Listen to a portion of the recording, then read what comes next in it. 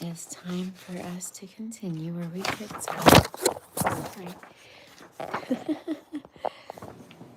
So we're going to pick up where we left off the other night. And so sorry about last night. I fell asleep. So here we go.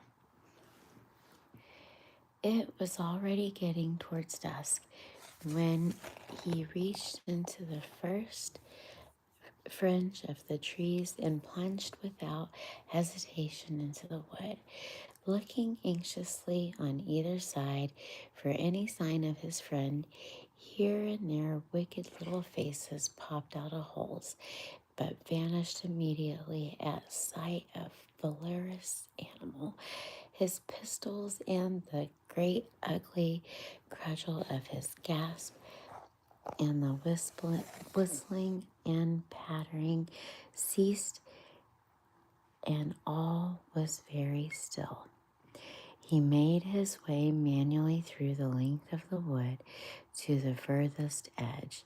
Then, forsaking all the paths, he set himself to traverse it, laboriously working over the whole ground, and all the time calling out cheerfully, "Molly, Molly, Molly, where are you? It's me.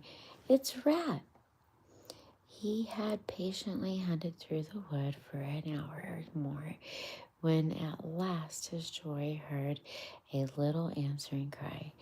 Guiding himself by the sound, he made his way through the gathering darkness to the foot of the old beech tree with a hole in it, and from and out came a feeble little voice saying, "Ratty, is that really you?"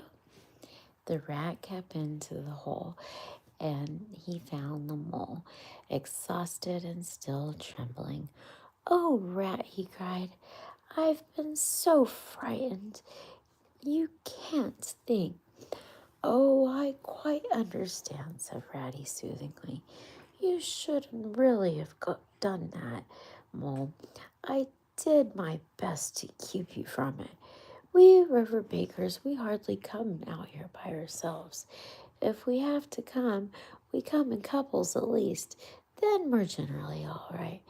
Besides, there are 100 things one has to know, which we understand all about, and you don't yet." Hi, Kira. And yes, I'm reading. I read at night to my son. Okay, this is The Wind in the Willows. And plants carry in your pocket, and verses you repeat, and dodges and tricks to your practice. All simple enough when you know them, but they've got to be known if you know you're small, and you'll find yourself in trouble. Of course, if you're a badger or otter, it would be quite another matter. Surely the brave Mr. Toad wouldn't mind coming here by himself, would he?" inquired the mole. "Old Toad," said Rat, laughingly heartily. "He wouldn't show his face alone, not nor a whole heartful of golden guineas, Toad wouldn't." The mole was greatly cheered by the sound of the rat's careless laughter, as well as by the sight of his stick gleaming pistols, that he stopped shivering and began to feel bolder and more himself again. "Now then," said Rat presently, "we really must pull ourselves together and make start for home while there's still a little light left. It will never do to spend the night here, you understand. It's too cold for one thing." "Dear Ratty," said the poor mole, "I'm dreadfully sorry, but I'm simply dead beat, and that's solid fact. You must let me rest while we're here longer and get my strength back if I have to come home at all." "Oh, all right. said the rat, good-natured. Rest away. It's pretty nearly pitch dark now, anyhow, and there ought to be a bit of moon out later. So Mole got well into dry leaves and stretched himself out and presently dropped off back into sleep through the broken, troubled sort, while Rat covered himself up too, as best as he might for some warmth, and lay patiently waiting with the pistol in his paw.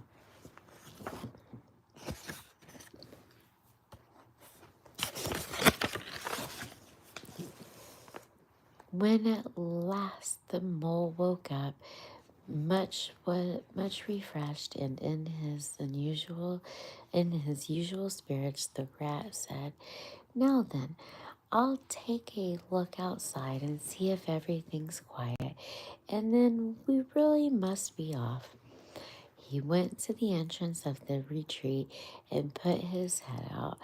Then the mole heard him saying quietly to himself, "Hello, hello, is a go?" "What's up, Braddies?" asked Mole. "Snow is up," replied Rat briefly, "or rather down. It's snowing hard." The mole came in, crouched beside him, and looking out saw the wood that had been dreadful to him in quite changed aspect. Holes and hollows, pools and pitfalls, and other black menaces to the wayfarer were vanishing fast, and gleaming carpet of fairy was springing up everywhere that looked too delicate to be treaded upon by rough feet. A fine powder filled the air and caressed the cheek with a tingle in its touch, and the black holes of the trees showed up in a light that seemed to come from below. "Well, well, it can't be helped," said the rat, after pondering. "We must make a start and take our chance, I suppose. The worst of it, I don't exactly know where we are, and now the snow makes everything look so different." Indeed, the mole would not have come known that was the same wood.